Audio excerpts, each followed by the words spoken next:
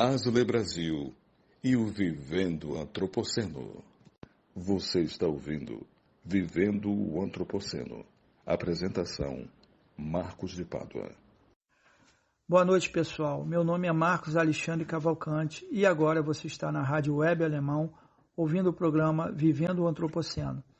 Esse programa é uma produção da Associação para o Estudo da Literatura e Meio Ambiente do Brasil, que é um ramo internacional filiado à ASLE, que é a sigla Association for the Study of Literature and Environment. O objetivo principal da ASLE Brasil é incentivar os estudos críticos e teóricos relacionados à apreciação e criação de uma literatura da perspectiva do meio ambiente, assim como a relação entre literatura, humanidades e artes amplamente difundidas no Brasil. Juntos, queremos fazer você refletir sobre o momento geográfico em que estamos vivendo em termos climáticos e os seus efeitos sobre toda a vida do planeta. São realmente significativas as influências humanas nefastas sobre as demais espécies do planeta. Queremos lhes dizer que precisamos de todos reunidos para talvez salvarmos o que resta de nosso planeta. E para isso é necessário criarmos uma consciência planetária que nos leve a preservar o que nos resta do planeta Terra, nosso lar, como ponto essencial para esta e as gerações futuras.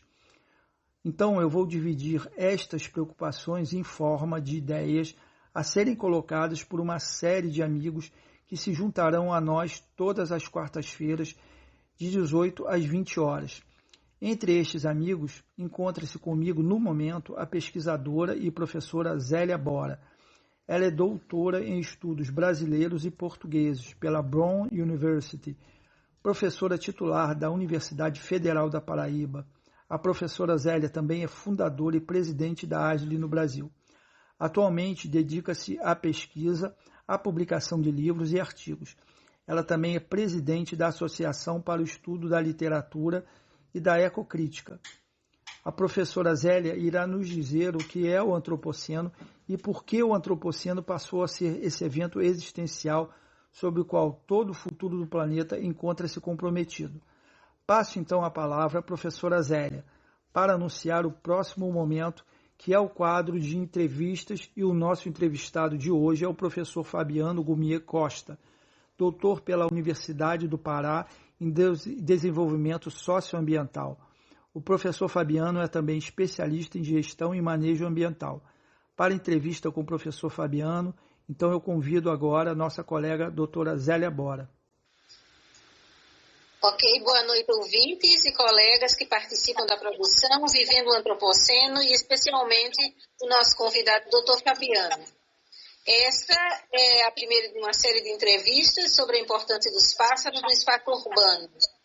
Hoje está conosco o Dr. Fabiano Gumier Costa, doutor em Desenvolvimento Socioambiental pela Universidade do Pará e especialista em gestão ambiental.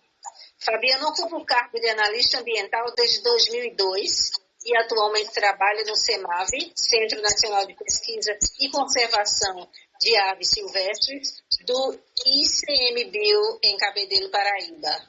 A entrevista de hoje chama-se Tragam os Pássaros de Volta, que é uma de 3 entrevistas.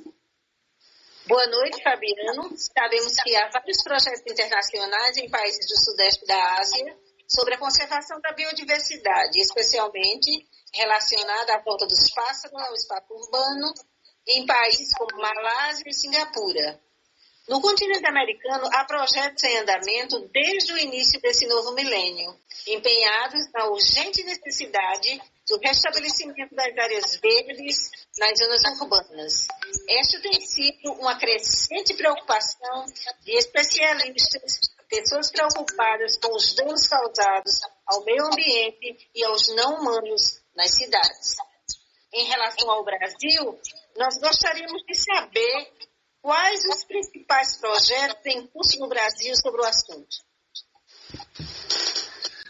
Boa noite, professora Zélia. Boa noite a todos os ouvintes do podcast. Primeiramente, eu quero agradecer pelo convite, pela oportunidade de falar com vocês sobre esse assunto.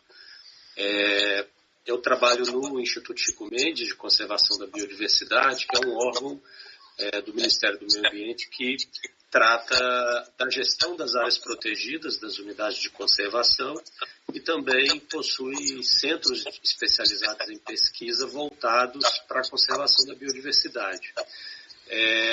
O ICMBio ele tem trabalhos que estão relacionados à ação de conservação ambiental como um todo, direcionados a uma gestão de grandes territórios naturais, né, de paisagens naturais, que guardam, né, e que permitem a manutenção da biodiversidade brasileira e também de vários serviços ambientais, né?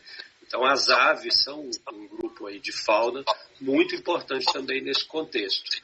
Mas as ações de conservação que existem no Brasil, os projetos que existem no Brasil, tanto da agenda pública quanto da agenda privada, eles direcionam o foco, no caso do Instituto Chico Mendes, principalmente para a gestão das paisagens naturais.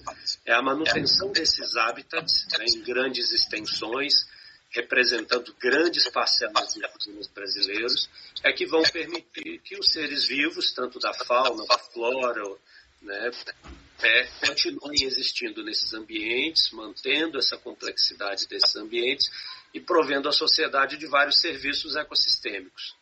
Então, os serviços ecossistêmicos, de modo geral, que garantem todo o funcionamento, esse equilíbrio dinâmico do planeta, né?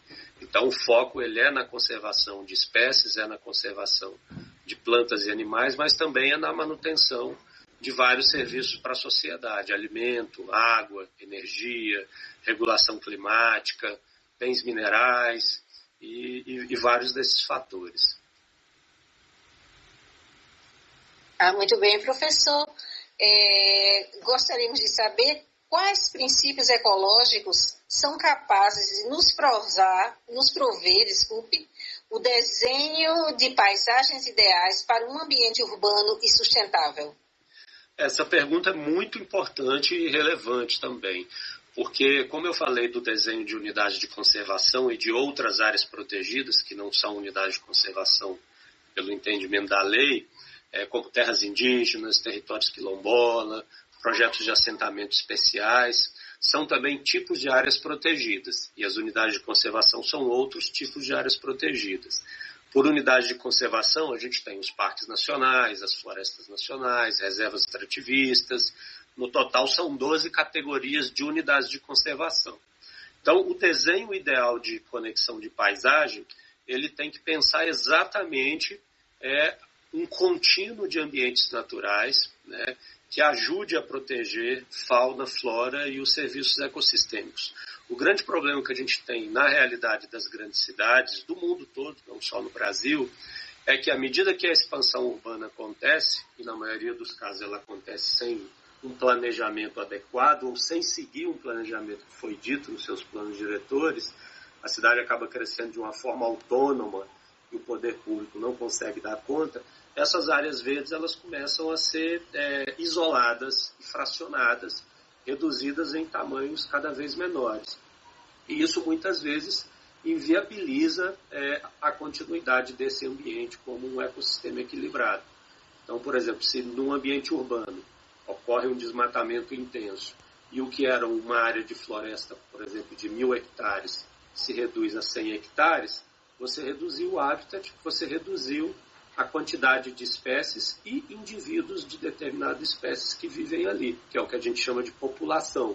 População é o número de indivíduos de determinada espécies que estão numa determinada área. Se essa área vai diminuindo, a quantidade de indivíduos diminui e, com o tempo, começam a acontecer cruzamentos entre parentes muito próximos, e isso inviabiliza essa população, né? Com o tempo, essa espécie acaba desaparecendo do lugar, que é o que a gente chama de extinção local. Se isso acontece repetidas vezes em ambientes maiores, que vão sendo reduzidos e isolados, a gente começa a ter uma extinção de fato de uma espécie num bioma, ou num país, ou numa região como um todo. Então, o ponto principal das áreas verdes no ambiente urbano é buscar manter conectividade dessas áreas, manter áreas suficientemente grandes especialmente aquelas que são conectadas pelos rios. Os rios das áreas urbanas, que sofrem com poluição, que sofrem com despejo de resíduo sólido, de esgoto doméstico ou industrial sem tratamento, com ocupações nas suas margens, destruindo aquela vegetação ciliar, que pelo Código Florestal é área de preservação permanente, você começa também a inviabilizar a qualidade desses rios, que são grandes veios de propagação de espécies também, de dispersão de sementes, de espalhamento de nutrientes por suas áreas. Então, manter os rios em boas condições e manter as vegetações marginais desses rios no ambiente urbano, conectando-os com as maiores áreas de vegetação que ainda existem, é fundamental. E criar unidades de conservação é uma das estratégias usada no mundo inteiro, né, para proteger essas paisagens. O desafio nosso, inclusive, é criar unidades de conservação e conseguir fazer uma boa gestão delas, para que a própria sociedade entenda a sua importância e entenda outras formas de interagir com essas áreas naturais. Então, no meu entendimento, essas zonas ou áreas de conservação, o modelo do ICMBio é uma dessas áreas, então?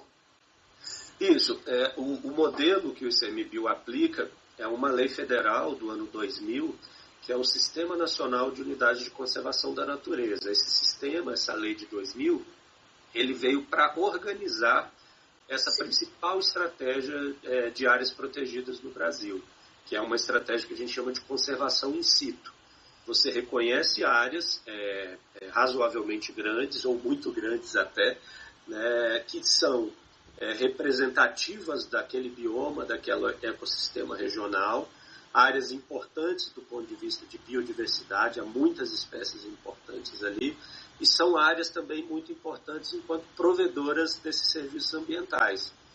Grandes mananciais de água, grandes bacias hidrográficas, provimento, às vezes, de uma forma mais de exploração mesmo. Existem unidades de conservação, como as grandes florestas nacionais da Amazônia, que uma das funções delas é colocar madeira legal no mercado, né? Existe um órgão, que é o Serviço Florestal Brasileiro, que faz concessões para a exploração dessas florestas públicas, e parte dessa madeira entra legalmente no mercado brasileiro. Mas existem unidades, como os parques nacionais, que não pode haver nenhum tipo de exploração de recursos naturais. A única atividade possível é o turismo. Então, nesses 12 tipos de unidades de conservação que estão nesse sistema nacional, eles têm diferentes regras, diferentes normas, diferentes vocações, e são criados em determinados contextos, né? Então, a gente tem aí uma divisão de grupo de proteção integral, onde não se pode explorar nenhum recurso natural diretamente, mas o Parque Nacional, por exemplo, pode ter turismo, e tem um grupo de unidades de uso sustentável, onde são permitidos diferentes tipos de manejo. Então, a reserva extrativista é um tipo de unidade de uso sustentável, que é criada em grandes áreas, onde uma população local, por exemplo, uma população de ribeirinhos ou de pescadores artesanais, que vivem no litoral brasileiro, usam historicamente uma grande área estuarina e de manguezal, e eles próprios demandam a transformação dessa área em reserva extrativista.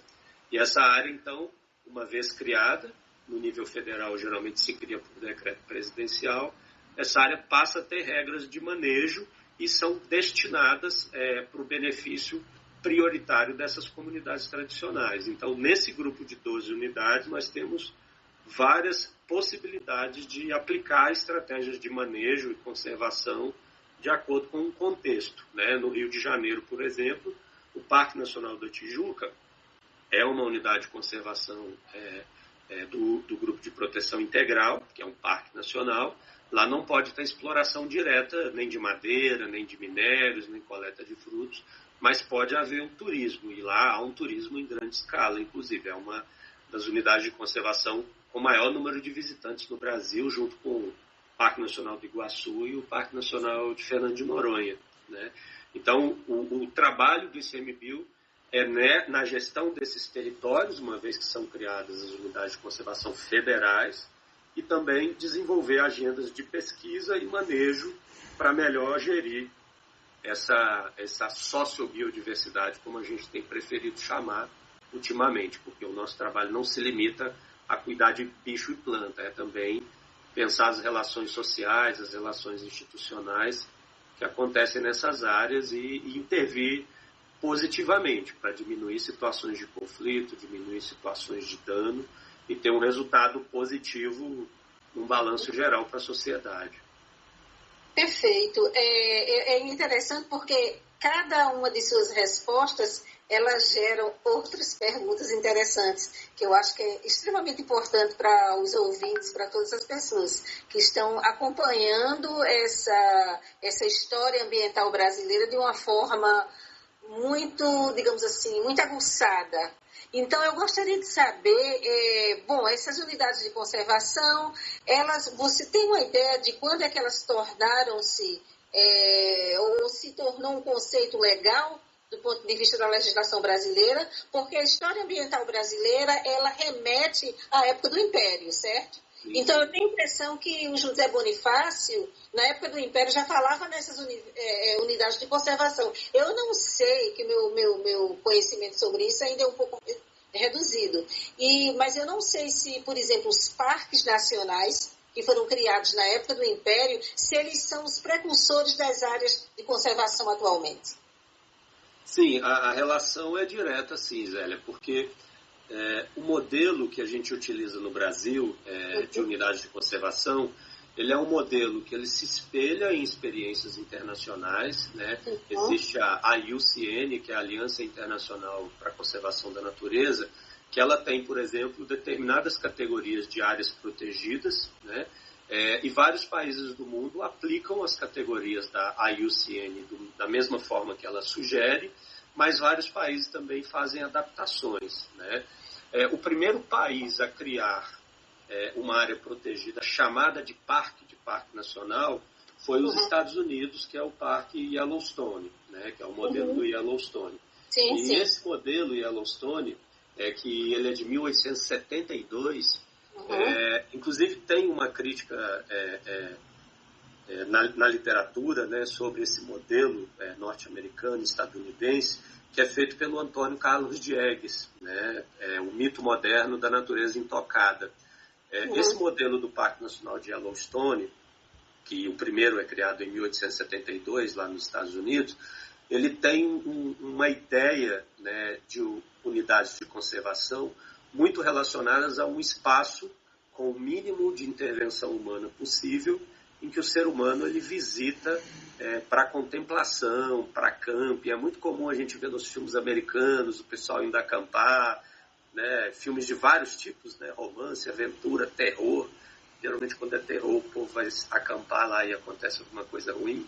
Mas essa coisa do estadunidense ir acampar na floresta com a família, com o filho, com os amigos, está muito internalizado nessa cultura estadunidense, por muita influência daquele livro Walden, inclusive, né? Exatamente, Thoreau.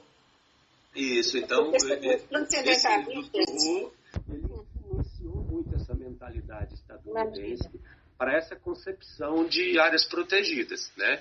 Então, quando o Brasil traz parte desse modelo, o Brasil cria, se eu não me engano, em 1937, o primeiro parque, que é o Parque Nacional de Itatiaia. O Brasil vai criar em 1937 uma área protegida com esse nome, parque. Mas antes disso, o próprio Dom Pedro II, ele criou, né, onde hoje é o Parque Nacional da Tijuca, ele criou por decreto imperial a Floresta da Tijuca e das Paineiras, porque aquelas serras ali do entorno do Rio de Janeiro tinham sido todas desmatadas, né, já no final do século XIX, por causa dos engenhos e dos cafezais, e começou a faltar água no Rio de Janeiro. Então, Dom Pedro, já naquela época, já se tinha uma observação direta, uma bagagem empírica de perceber que desmatando as vertentes, as encostas, você diminui os olhos d'água, né? Você seca rios, riachos. Começou a faltar água no Rio de Janeiro, ele então decide decretar a Floresta da Tijuca e das Paineiras, 2 grandes blocos de áreas para proteção, e determina que a área seja reflorestada. contratam um engenheiro estadunidense, que com um grupo de empregados, a maioria escravos ainda, e bota o povo para reflorestar essas serras do Rio de Janeiro. E isso, depois de muitos anos, foi transformado no Parque Nacional da Tijuca. Então, você vê que antes do modelo Yellowstone, né, da gente começar a criar algo com o nome de parque no Brasil, já existiam iniciativas. No Acre, por exemplo, né, Hermes da Fonseca criou uma grande reserva florestal no Acre, e ele dizia no decreto de criação lá no Acre, de que a proteção das florestas era importante para evitar o assoreamento dos rios, para manter a navegabilidade de uma grande hidrovia que se pretendia estabelecer por ali, e manter o regime pluviométrico na região. Para você ver que essa coisa que hoje a gente chama de serviço ecossistêmico, a gente já sabe disso há muito tempo, né? Hoje em dia tem muito mais estudos, tem muito mais bagagem técnica que fundamenta isso, mas mesmo assim, hoje também tem muito negacionista de mudanças climáticas, de aquecimento global. Sim. E tudo que a gente observa, tudo que a gente constata, né, só aumenta isso. Então, só voltando à sua pergunta original, o primeiro parque nacional do Brasil é o de Itatiaia, nessa região de Resende, aí, próximo da divisa também Rio de Janeiro, Minas, né? E depois são criados vários outros parques. O SNUC, no ano 2000, ele vem pegar vários tipos de unidades de conservação que foram criadas em legislações não muito sistematizadas e organizou isso na forma de um sistema. Então, a gente já tinha a categoria Parque Nacional, várias unidades pelo Brasil, a gente já tinha várias reservas biológicas, várias estações ecológicas, várias florestas nacionais, e o SNUC vem para botar uma ordem nesse sistema e criar regras gerais e diretrizes que movem o nosso trabalho hoje. Não só o ICMBio, que é um órgão federal, mas também os órgãos estaduais, que têm que seguir a mesma legislação. Então, se um parque é criado no âmbito estadual, ele é gerido pelo governo estadual, mas ele também tem que seguir o SNUC, né? E vai dizer lá, a gente tem que desenvolver pesquisa, a gente tem que proteger a área, tem que fazer educação ambiental, tem que promover o manejo sustentável, né? Tem que envolver a sociedade na gestão dessas áreas. Então, todas essas unidades de conservação, elas têm uma instância formal de participação da sociedade, que é o Conselho Consultivo ou Deliberativo, dependendo da categoria. Então, isso move o nosso trabalho. Ter esse sistema brasileiro é muito importante porque, como eu mencionei, a gente pega referências do modelo da IUCN, da Aliança Internacional para a Conservação da Natureza, observa modelos que existem no mundo, inclusive o modelo dos Estados Unidos e de vários outros países, e cria um modelo brasileiro que tem suas especificidades. A reserva extrativista, por exemplo, é um modelo que só existe no Brasil, porque ele surge da luta dos seringueiros no Acre, lá com Chico Mendes, a primeira reserva extrativista, com essa categoria, inclusive com um conselho deliberativo, com a participação mais atuante das comunidades locais, é um modelo que só tem no SNUC brasileiro, né? Só uma questão, essas questões sobre esses parques nacionais, sobre essas áreas de conservação, certamente será um assunto para um outro programa, porque é extremamente importante, inclusive há certas nuances assim, muito interessantes sobre a questão de desenvolvimento, preservação, mas será que era uma preservação mesmo ou era uma preservação para a exploração? Então há uma série de perguntas que podem ser delineadas a partir dessas perspectivas. Eu acho que esse assunto aqui é um assunto que certamente virá para um outro programa, enquanto eu vou continuar com o roteiro previsto, ok? Ok, então, como as zonas urbanas brasileiras situam-se no que se referem à conservação, o refúgio da vida selvagem, por exemplo, em termos de reservas e parques, de um modo geral? Eu explorei um pouco já essa questão, né? A gente tem esse problema do crescimento urbano não bem ordenado nas nossas cidades. As cidades acabam crescendo por conta própria e os gestores têm dificuldade de organizar isso. E à medida que essa cidade cresce, a gente está perdendo áreas, né? Então, a gente tem exemplo hoje de grandes unidades de conservação ou áreas verdes que não são ainda unidades de conservação, que elas já estão sofrendo muito com essa ampliação da cidade. João Pessoa, por exemplo, a capital aqui de onde eu falo no momento, nós temos um avanço muito grande da área urbana em direção aos manguezais e em direção às áreas de praia, por exemplo. O próprio governo do estado, através da implantação de um polo turístico, né, do Cabo Branco, ele mesmo cedeu áreas naturais para a exploração imobiliária, para a instalação de grandes empreendimentos turísticos, né? Então, a gente tem uma dificuldade no Brasil de dar longevidade à proteção dessas áreas, porque às vezes se cria uma área protegida, se mantém uma área verde, mas aos poucos, ao longo do tempo, os gestores eles vão fazendo pequenas concessões que vão comendo pelas beiradas essas áreas, né? E muitas vezes a população que vive na cidade enxerga as áreas verdes como um certo medo, né? Pessoas às vezes têm medo de morar perto de uma mata. Exato. Porque isso aí vai ser refúgio de criminoso. Tem gente que usa essas áreas para jogar lixo. É uma área que ninguém toma conta, é um mato, joga lixo no mato. Estou precisando de uma madeira, vou ali, tiro uma madeira. Então a própria população ela vai aos poucos dilapidando, né, essas áreas. Entra para pegar aves, capturar passarinho, né? Captura um animal, leva para casa, um jabuti para ter de estimação, e por aí vai. Então, geralmente, a gente tem também relações não amistosas da própria população com essas áreas. E uma dificuldade muito grande de trazer o povo para essa agenda, né? Porque muitas vezes, a gente fala isso muito em educação ambiental, né? A gente precisa conduzir as pessoas para um processo de sair da ação individual para a ação coletiva, e ao mesmo tempo aumentar uma perspectiva cidadã das pessoas em relação a isso. E o cidadão, essa formação cidadã, ela também vai daquela visão de apenas lutar pelos seus direitos, mas também assumir deveres e responsabilidades, né? Muitas vezes as pessoas pensam, não, existe a Secretaria de Meio Ambiente, ela que deve estar cuidando disso aí, eu não tenho nada com isso. Eu vou jogar um lixo lá, alguém vai vir e vai limpar, né? Não sou eu que tenho que cuidar disso.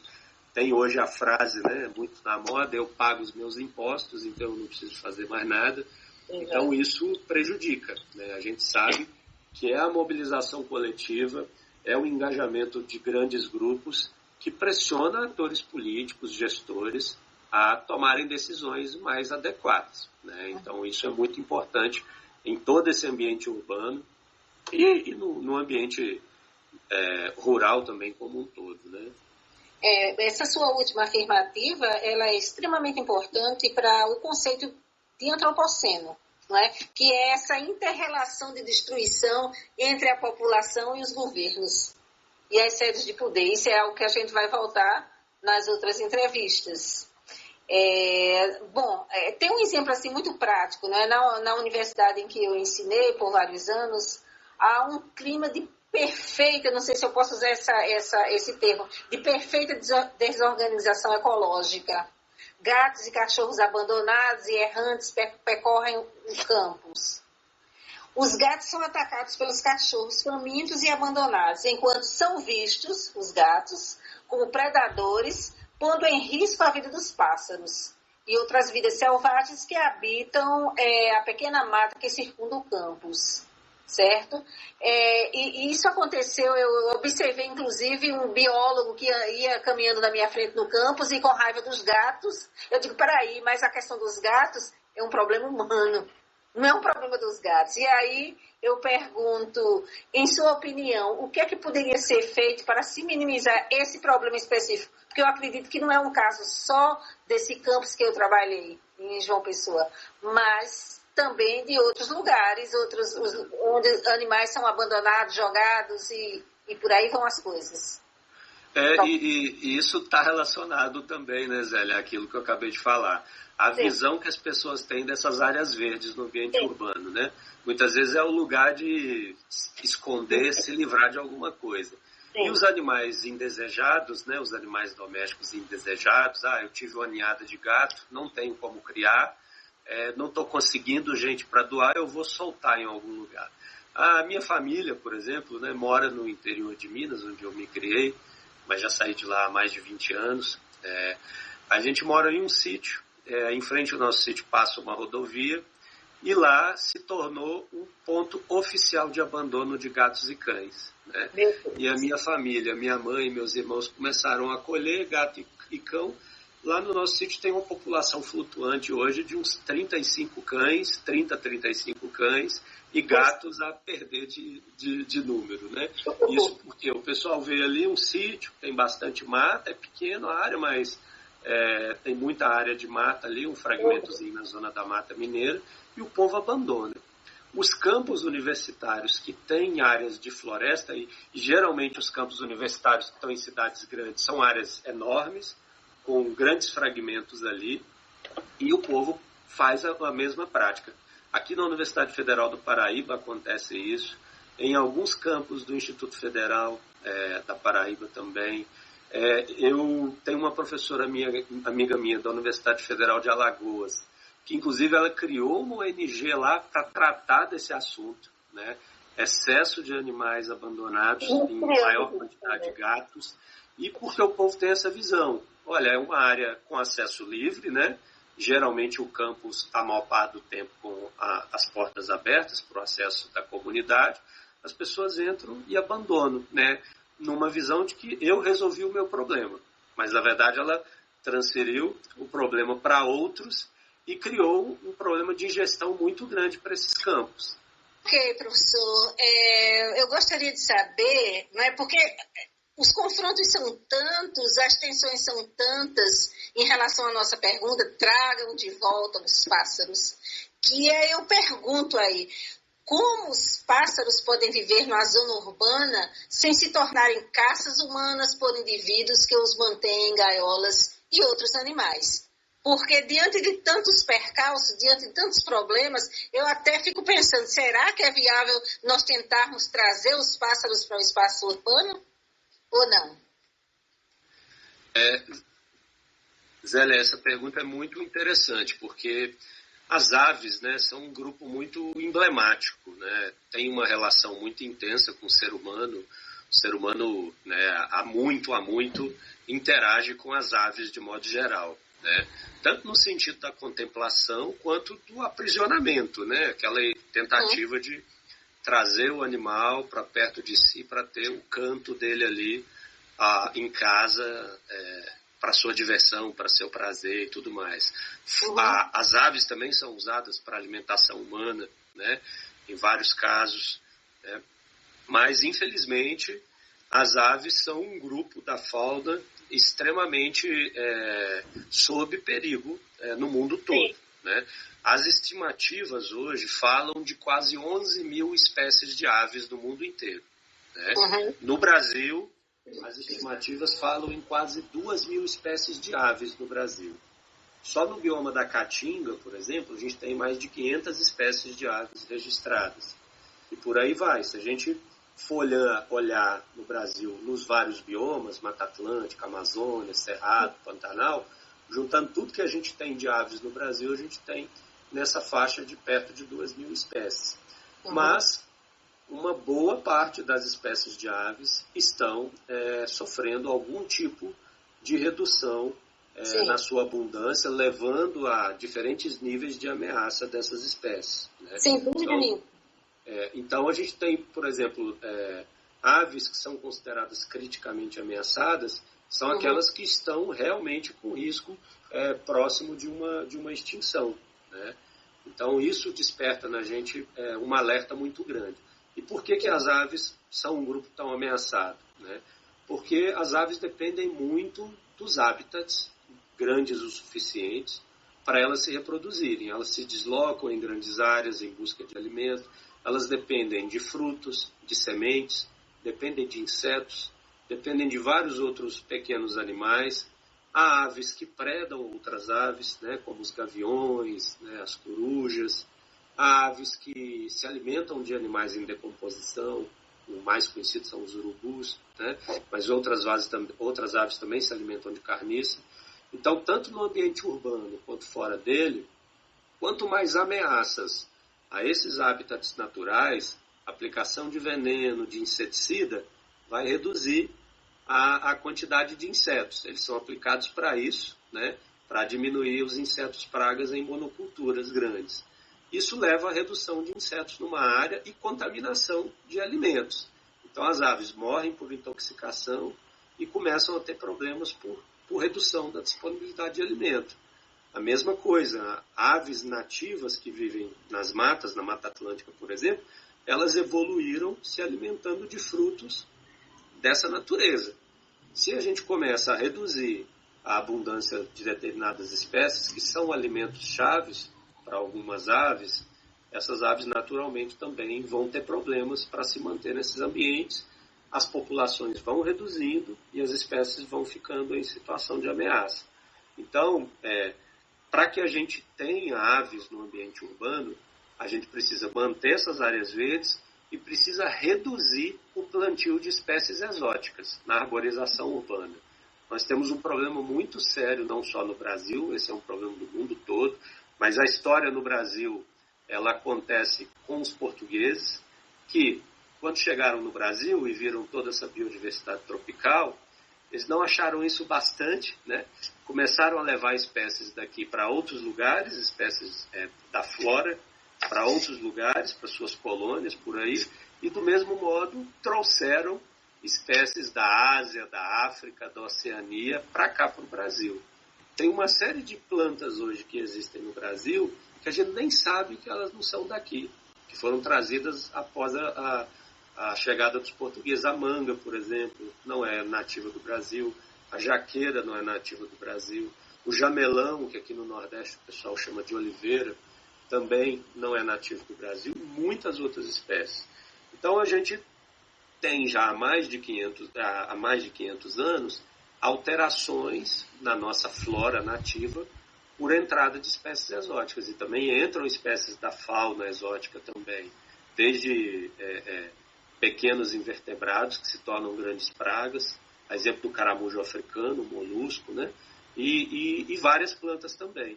Então, eu vou dar um exemplo aqui, como essa coisa da espécie exótica, no caso de uma árvore, na urbanização, na arborização urbana, ela é problema. O NIM, né, conhecido como NIM, N-I-M, é uma árvore de origem indiana, asiática, mais provavelmente indiana mesmo, que foi trazida no Brasil com uma ideia de ser um repelente natural de insetos. Hoje, praticamente todas as cidades do Brasil usam NIM na arborização urbana. Você chega, às vezes, uma avenida inteira com NIM. E já tem estudos que mostram que o NIM realmente é um inseticida natural. Ele não apenas repele, mas ele mata os insetos.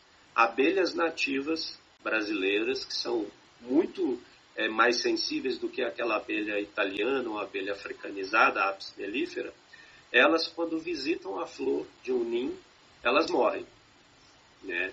E há relatos de que, já evidências já de pesquisas, de que a própria abelha mais resistente, a Apis mellifera, o adulto visita uma flor de NIM, por exemplo, em busca de néctar, ela não morre, mas quando ela leva esse alimento para a colmeia, as larvas morrem intoxicadas.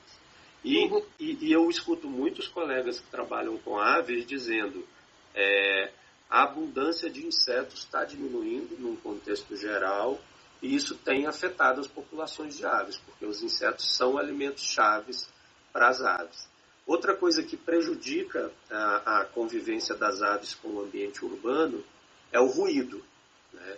A maioria das aves não tem uma audição, não tem um olfato muito desenvolvido, exceto aqueles que são carniceiros, como os urubus, que têm um olfato muito desenvolvido. A maioria das aves tem o sentido da visão e da audição mais desenvolvidos. Então, por isso elas se comunicam muito pelo som, pelo canto, né? O canto tem uma função de comunicação entre os indivíduos da mesma espécie. Então, se existe muito barulho, muito ruído, isso gera distúrbios de comportamento nas aves e prejudica a interação entre elas, prejudica o acasalamento, prejudica a reunião dos grupos para a formação de ninhais, para a busca de alimento. Então, tudo isso é problema. Então, os ambientes urbanos geralmente eles são hostis para as aves por causa desse excesso de interferências, que reduz os hábitats, tem excesso de ruído e cria ambientes artificiais que muitas vezes inviabilizam a alimentação, a reprodução dessas aves. Tem um exemplo também que os colegas aqui do CEMAV me relataram, que é muito interessante. Tem uma espécie de ave litorânea, né, que é a Fregata magnificens, que é o tesourão, né, que a gente vê muito perto de porto, perto de barcos de pesca.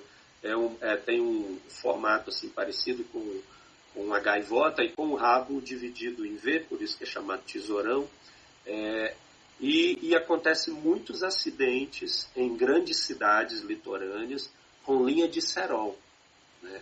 A meninada e uma colega que trabalhou no CETAS, no Centro de Triagem de Animais Silvestres do IBAMA, que recebia animais machucados, né, animais silvestres machucados, ela dizia, nós atendíamos muito tesourão com asa cortada, com lesões sérias, causada por linha de cerol, e os picos de ocorrência disso eram nas férias escolares. A meninada soltando pipa, papagaio nos meses de julho e final e comecinho do ano, eram os períodos em que os tesourões sofrem muito com essas linhas de cerol. E hoje tem o impacto das turbinas eólicas, dos parques eólicos sendo instalados em várias regiões do Brasil, no litoral, aqui no sertão paraibano também. E isso tem gerado muita morte de aves por colisão e vários outros impactos, né? Então, tem muita coisa aí importante, né, que precisa ser cuidado. É interessante todas as suas colocações, eu creio que elas são essenciais para a formação de uma opinião do público, dos ouvintes, que eu acredito que uma boa parte pode concordar, né, a partir da sua fala, que o mundo, a atual conjuntura em que nós estamos vivendo, não é possível se pensar em trazer os pássaros de volta para o espaço urbano.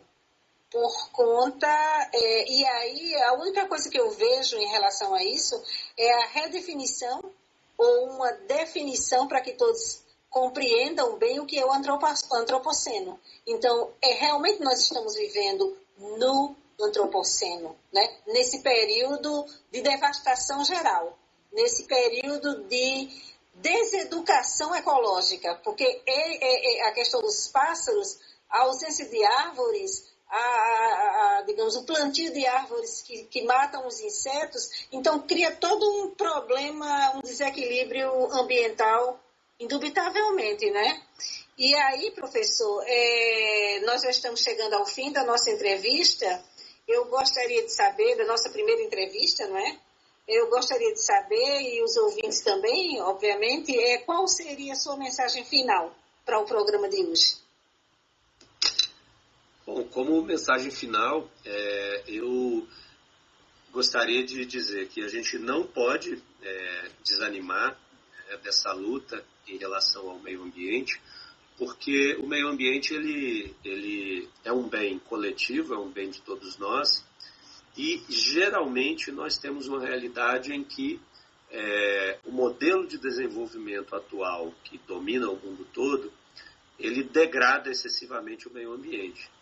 E ele tem também, como uma máxima, compartilhar o ônus com a coletividade e individualizar para alguns setores privilegiados da sociedade o bônus, não só financeiro, mas também o bônus dos grandes ativos ambientais que ainda existem no Brasil.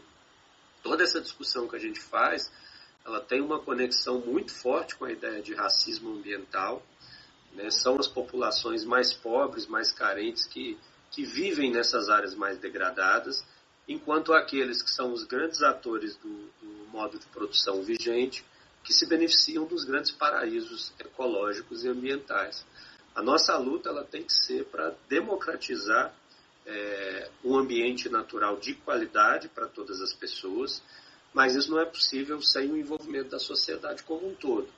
A gente tem que entender que a questão ambiental ela é uma questão política, ela é uma questão econômica, é uma questão social, é uma questão científica, né? Então, ela tem várias dimensões, que não é só a dimensão de ser algo exclusivo de um biólogo, de um engenheiro florestal, de alguém que tem formação técnica na área. A agenda ambiental, ela afeta todos nós e todos nós precisamos nos envolver, né? E eu deixo como uma sugestão aí de consulta para todos os ouvintes, visitarem um site, que é uma plataforma organizada pelo governo federal, que centraliza dados sobre a biodiversidade brasileira como um todo, em vários sistemas do ICMBio, do CNPq, do Ministério do Meio Ambiente, que é o Sistema de Informação sobre a Biodiversidade Brasileira, que é o SIBBR. SIBBR. CIB, com B mudo, BR depois. SIBBR. Sistema de Informação sobre a Biodiversidade Brasileira. E também o painel dinâmico sobre a gestão das unidades de conservação federais no site do ICMBio. Só digitar num buscador aí da internet, painel dinâmico das unidades de conservação do ICMBio. E vocês vão ter acesso, por exemplo, aos mapas, saber a localização das unidades de conservação federais, saber o que o ICMBio está fazendo nessas áreas, saber o status de gestão dessas áreas, como que elas estão funcionando, né? Então, é importante que essa informação chegue ao maior número de pessoas possível, porque muitas vezes a gente tem dificuldade nessa agenda por falta mesmo de força política, por brigar por orçamento, por contratação de pessoal, por aprovação de mais projetos nessa área. E envolver a sociedade é fundamental. Fantástico, professor.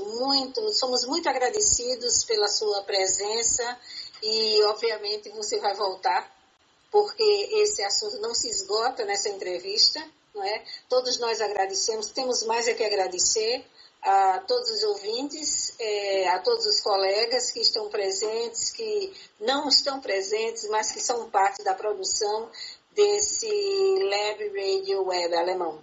Uma boa noite a todos. Bye, bye. Vivendo o Antropoceno. Produção Asle Brasil.